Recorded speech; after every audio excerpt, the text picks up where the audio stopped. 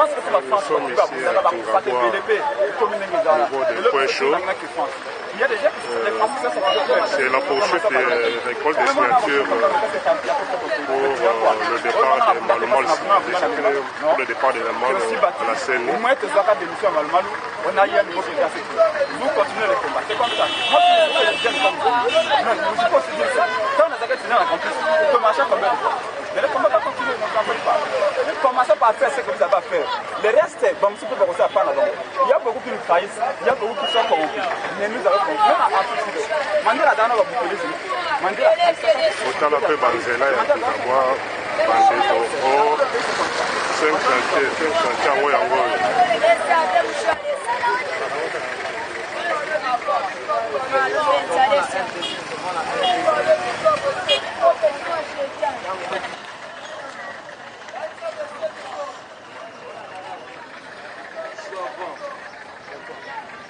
Oui, les alliés pétition bakaba. Tout le monde a posé dans le bas de nous avons transformé la RDC. Vous voyez bien qu'à l'Ingénie déjà chéri dans l'élection Ezoya. Ah, mais c'est déjà un menteur de naissance. Ah, que vous voyez, c'est pas possible. À ça qu'on distrait, il va tout.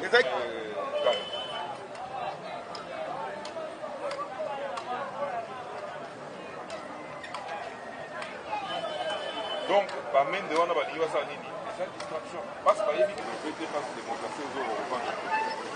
Oui, les gens qui ont la CENI. C'est pas une pétition pour le bloc. C'est maman pour l'immo pour le. Maman, pétition pour la maman la CENI.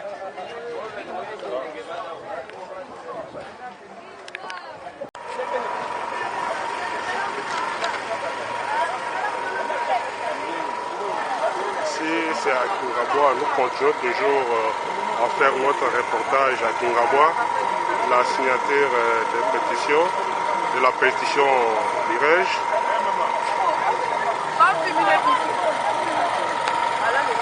Mbote ndeko. Mbote papa. Toza na kati ya Kingabwa awa na point chaud. Toye mpona kosala reportage ya signature ya pétition oyo basengi Malumalu akende na alungwa na seni. Et puis tu constates que Banzela Nabino Kingabwa ezali mabe olobi nini po bala ndo mokili mobimba. Bon papa, pour na biso penza ba peuple congolais, façon que tozo vivre surtout na Kingabwa eza pasi mingi. Parce que tozo moke Malumalu ndazo boma biso ko boma. Soki alongwe na moni ke tokozala kimia. Tozamena na kimia, tozape na paix. Pour na posa na biso alongwa parce que tozo biso toza ya kokufa. Lokola yaza na poste alongwa. Siko pona Banzela na bino to constater que Banzela pe eza bien te tonya te ta potopoto eza nini bosengi pe nini boto sengi na bakonja leta ba bongisela biso nzela ebonga parce que ndeto vandi awa toza lokola bato baza na zamba bakonja leta batala parce que bakonjo baza liboso o bazokamba biso bien te nzela za mabe basunga biso te mais tozo mona bandako ya bien mais nzela moyen te bozo kwa na 5 chantiers te bon 5 chantiers et ça demandé côté musume pour na biso côté bazo sala te tozo souffrir bazo sala ba côté musu banda ku ya bien c'est que mutu na poche ni azo bongisa mais pour na gouvernement ya te biso bien ko bongisa te hein papa ah mutu réponse na nga yango wana OK merci mingi ndeko ah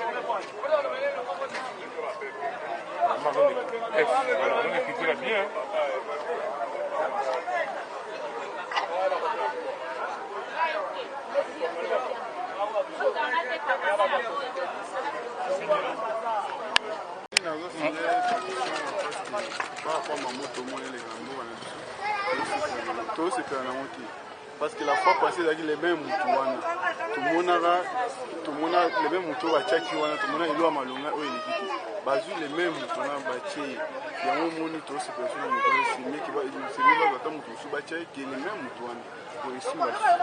tokozala te lokola bana mike oyo bana kosanasana na biso oyo tozotanga tozoyeba te moyen kutu ya koseretrouve eza te baintérieur ta mosu baage na biso bongo moto aza na ndako na ye mwani na biso jusqu'à présent tozala bandako tozelaka na balipa moyen kutu oyinizwa aza en charge na classe eza te fo kaka bapesa kona 100 fois mpona okende classe essentiel. Ok, merci mingi ndeko.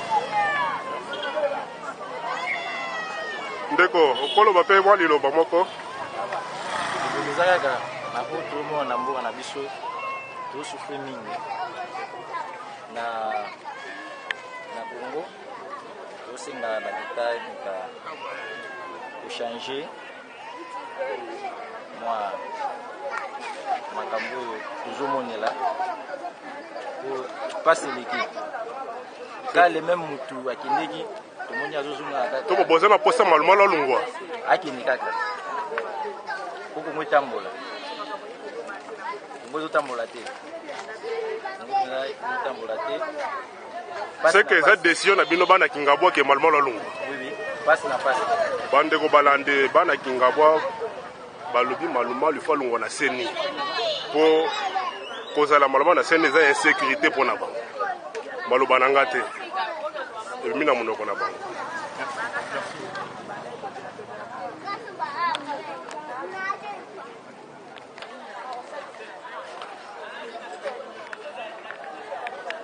Mama tomoni ozosigné pétition tona kati ya Kingabwa bazolanda mokili mobimba ozosigné pétition mpona nini?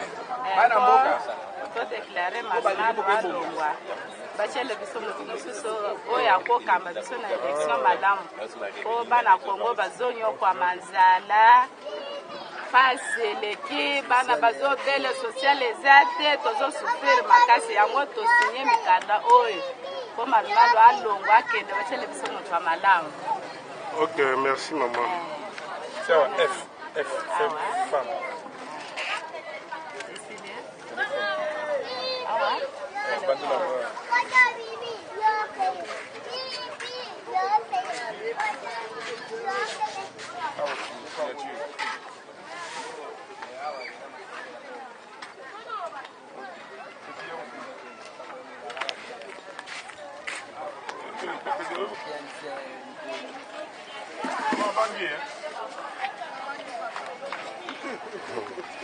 Kingabwa propriété eza makasi na Kingabwa bandeko botala bino moko nzela mobomba pour me nzela monene makasi tokopusana moke moke mpo bomona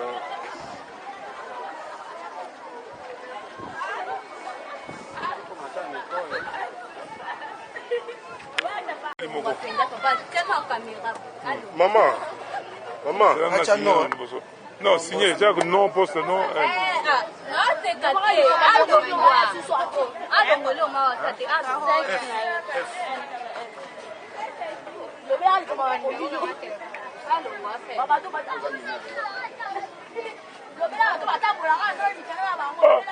Petit.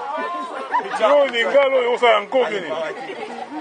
otu kosigné mokanda oyo pétition osigné yango mpona nini? Bon, na signé pour toza vraiment na posa ke élection ya mbalo ezala transparente olingi tusu tricherie ndenge esalamaki oyo ya bane oyo euti oleka te oyo yango wana na tie signature nanga mpona koloba ke Albert Malumalu ifo alongwa na poste ya président ya seni Ok, otu kosigné pétition toza na Kingabwa na Kwesho osigné yango mpona nini ndeko? On a signé parce que les Français on ne change pas l'équipe qui gagne. C'est que Mouto a gagné, ça lui bien, il va reconduire. Mais Malumalu en 2006 a échoué. Pourquoi pas reconduire sur la tête de la CENI? Pour Malumalu, il faut que l'on pour avoir danger pour la RDC. Ok, sikoyo motuna mosusu boza na Kingabwa mais tomoni banzela na bino ezali bien te bozoki pandeni koto. Kingabwa tozovivre na rythme ya Congo banzela koto eza nango ya kobeba presque makambo nyonso eza nango futi yango tosenga na bakonzi ya Congo soki bakoki kosala kozata na mwa bolingo moke mpona bacongolais babongisa mboka po Congo presque makambo nyonso eza nango ya kobeba. Ok, merci mingi ndeko. Mbote papa? Mbote.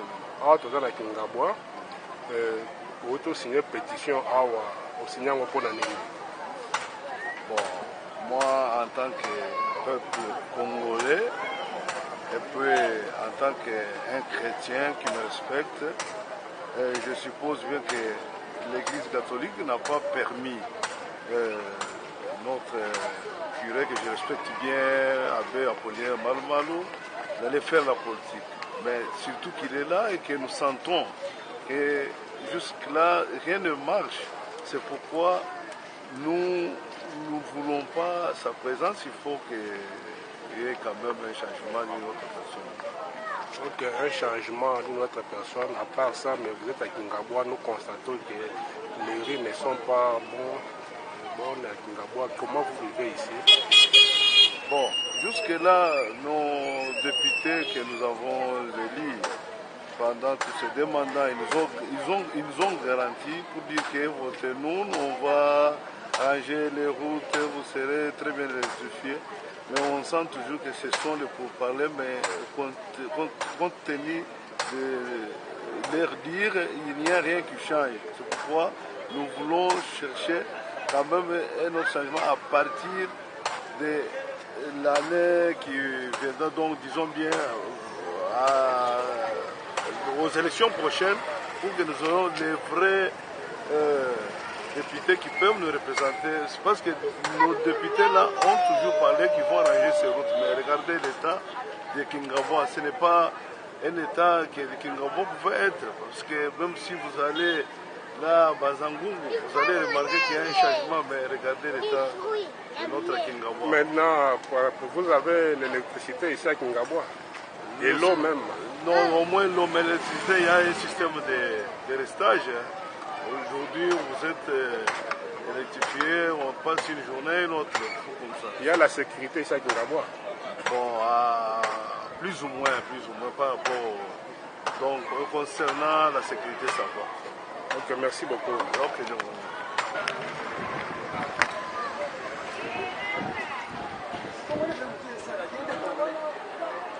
Bansela ya Kingabwa bandeko botela bino moko eza balabala mo munene penza mais eza pasi penza mpona komona makambo ya boye bandeko bazali koregrete bazali komona pasi makambo ebele awa mpo tokota eza mwa pasi naye na kotaki koyebisa bino potopoto partout fo kozala na moto mais ti tosala reportage oyo mais moyen te.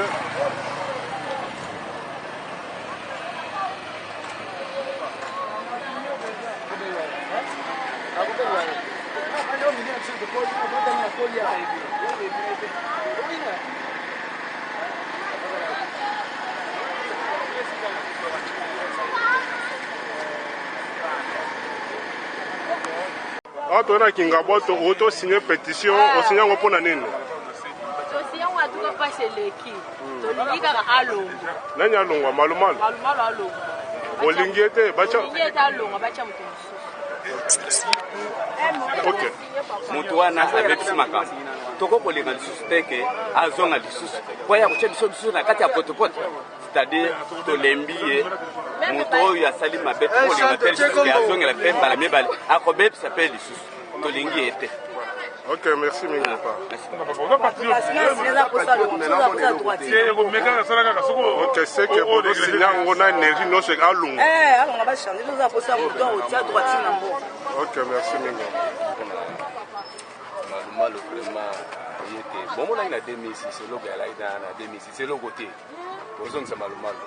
To ebite soki alingi makambo nzambe akena makambo nzambe soki alingi politique atika politique po anini ye kaka Malumalu kaka ye to bato musu bakoza place wana te. Est-ce que poste ko bonga te sala ma élection que peuple voter pour mutu balingi ba sala a conduire ba élection et ko simba te kaka Malumalu eza ba banti asuki kaka wana. Merci.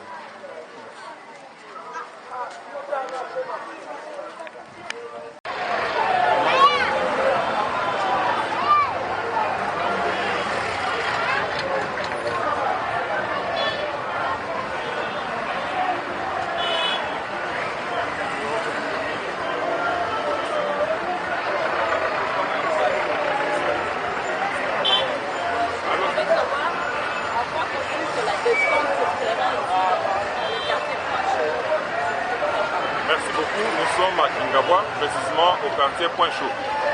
Nous sommes venus récolter les signatures dans le cadre de la pétition Malo Malo dégage. C'est une pétition dégage de la CENI. C'est une pétition lancée par les mouvements sociopolitiques de Sauvons la RDC. Vous savez que Malo Malo avait organisé les élections en 2006. Les conséquences, vous en savez. En 2011, il y a eu Ngoï Mulunda. Il a été évincé par la volonté populaire, c'est-à-dire il y a eu une pétition qu'il a fait partie. Et on a incrusté M. Malo Malo à la tête de la CENI par le pouvoir. Et cette fois-ci, il a sorti une feuille de route dans laquelle il viole déjà clairement l'article 197. Il propose que les députés provinciaux doivent voter au suffrage indirect. C'est-à-dire quoi?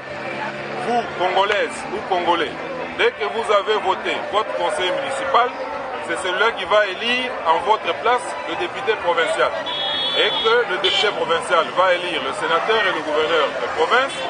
Et vous, en tant que souverain primaire, on viole une partie de votre droit et de vos responsabilités garanties par la Constitution. En violant l'article 197, il veut déjà créer une possibilité pour violer les articles déjà verrouillés, notamment les articles 220 et autres, pour permettre à M. Joseph Kabila de pouvoir se représenter en 2016.